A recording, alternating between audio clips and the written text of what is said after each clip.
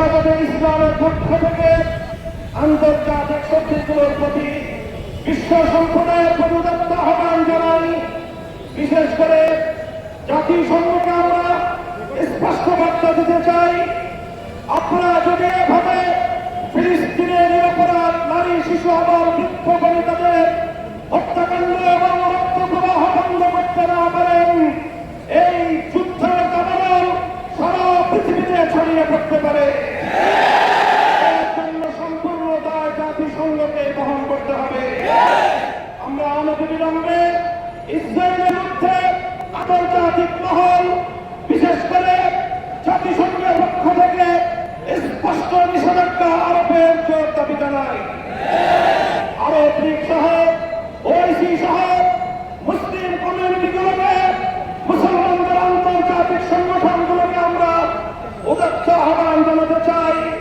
কুফরির সঙ্গে পরিণত, ইহুদি খ্রিস্টানদের সঙ্গে পরিণত জাতিসংঘের নির্লিপ্ত ভূমিকার প্রেক্ষিতে আপনারা বিশ্ব মুসলমানদের নেতৃত্বের দায়িত্ব কাঁধে তুলে নিন।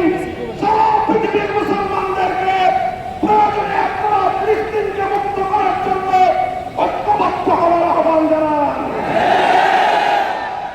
যদি তারা সেটা করতে ব্যর্থ হয়, আমি শাহজালালের পুণ্যভূমি বাংলাদেশের মসজিদের নামের রাজধানী ঢাকার জাতীয় মসজিদের প্রাঙ্গণে দাঁড়িয়ে বাংলাদেশের সরকারকে বলতে চাই, ফিলিস্তিনকে রক্ষা করার জন্য গাজার মা, বোন এবং শিশুদেরকে নারকীয় হত্যাকাণ্ডের হাত থেকে মুক্ত করার জন্য বাংলাদেশ থেকে মুজাহিদ সংগ্রহ করার কাজ দিন।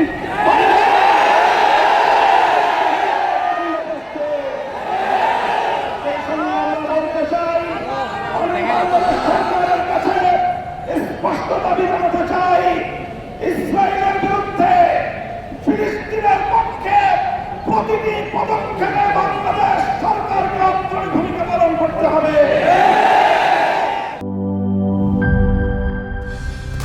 কালার এক্সপার্ট, জর্জ স্যাপ এবং মাইল্ড অন হ্যান্ডস টেকনোলজি সমৃদ্ধ অরিক্স ক্রিস্টাল ওয়াশ আপনার লন্ড্রি এক্সপার্ট।